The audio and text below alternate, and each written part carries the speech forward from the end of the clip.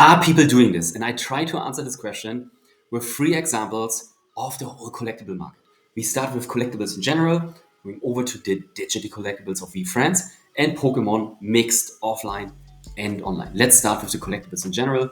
And here we need to start with the biggest brands of them all, Topps, who have the IP of Star Wars, Marvel, Walt Disney, and many more. But these 3 are the most well known of these trading cards.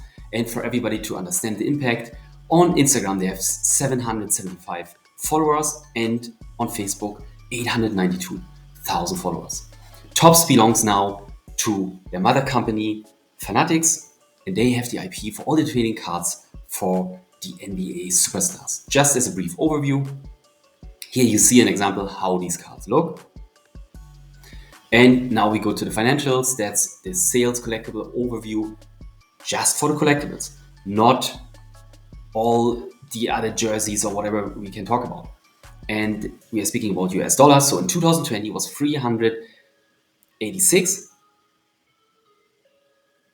It doubled to 2021 to 700. And last year it grew to 1.6 billion US dollar. This year we are speaking about 2 billion US dollar. Next year we are speaking about 3 billion US dollar. That's an impressive 40% year-over-year growth. Everybody who understands the market, this is phenomenal. And now in this overview, I've added in yellow the total sales collectible market with all the different players, Topps, Fanatics, etc. And here we speak about billions this year, 3 billion. Next year, more than 4 billion. So a short answer, are people doing this? Yes, you can see here with billions of dollars. Let's go over to VFriends. It's a digital collectible, but they also have certain parts offline. Here it's important to note, within 4 years, they have already more than 200,000 followers on Instagram. And the most important thing is, it was founded by Gary Vaynerchuk. Who doesn't know him? Quick explanation. 45 million followers across all social media platforms. In TikTok, 15 million. Instagram, more than 10 million. He's 6 times best-selling book author. He understands 1 or 2 things about social media and the attention game. And on top of this, he's also angel investor in Facebook, Twitter, Snapchat, Coinbase, Uber, and many more. But that's more important. Twitter at the time, we all know that's X now. And beside all this, he has his own company, VaynerMedia. It's the fastest growing media agency globally. Just think about it. They sit in New York. They are the fastest growing. 2,000 employees, 15 offices worldwide, and the company has a valuation between 250 to 500 million US dollar.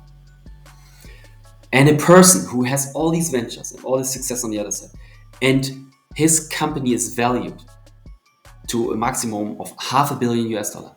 Just here now, for the next seconds, as a snippet of a Forbes interview, what he has to say about VFriends. VFriends is a big deal for me. In fact, if I had to bet on the most substantial business I will build in my life, it's going to be VFriends. Interesting. The trading cards is a very big deal. Topps is the iconic trading card, company. Even people that don't collect have heard of it. They've only done intellectual property deals with Disney. So Star Wars, Marvel, Disney. This puts VFriends in amazing company, way too premature. But the Topps Chrome is the iconic brand. I want kids around the country to buy a pack of cards and fall in love with my characters. They will discover it on YouTube Kids. We have cartoons. They will discover it. We have kids books with HarperCollins. We do ungodly amounts of things on digital. Every day we're on Whatnot and TikTok Shop selling collectibles on live social shopping. But I believe trading cards and comic books are incredibly imperative for me to have a prayer to pull off my ambitions. And that's why I'm so excited about it. Just think about it. A person whose company is valued for max $500 million US dollar says, VFriends will be the most substantial company he has ever built. And the whole live shopping again, TikTok Shop, whatnot, just think about that as a hint for the future. VFriends in numbers, only the NFT collection, we are speaking about primary sales of 59 million US dollar. Secondary sales, that means trading between the first buyer, second buyer, third buyer, 240 million, and royalties as a small amount of each transaction, as I explained in the other videos, 24 million, and the overall profit of the company, operating profit, we are speaking about 83 million US dollar, just digital. And another example is that's the original drawing of the empathic elephant. That's the name of one of his characters, not his, VFriend's characters. More than 400,000 US dollar. So are people doing this? Yes, hundreds of thousands for one item. And I have to point out who the lead investor is into VFriends. A16Z, Andreessen Horowitz, one of the leading venture capital firm in the Web3 crypto space.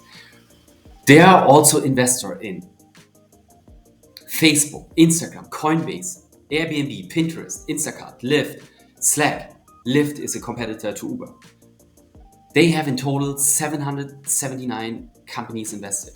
They understand where the market goes. They understand crypto, they understand Web3, they understand the whole market in general. I mean, when we speak about Airbnb, Instagram, etc., they know what they are doing and they invested in VFriends. Last example, Pokemon. We all know Pokemon cards. They're around for a very long time already. We are speaking about sales of billions, but it's also increasing fast. But the most important thing, they launched their Pokemon trading card game Pocket app. This is how it's called. And once it did, they just did it end of last year, 2024. And within 10 weeks, shown here in yellow, they have more than 400 million US dollar in sales. Just think about it. Once you can globally trade these items, the whole demand exploded for them. That's a big learning, and that's what we are talking about. Global trade creates a complete different demand. That's it. Thank you very much for your time. See you in the next video.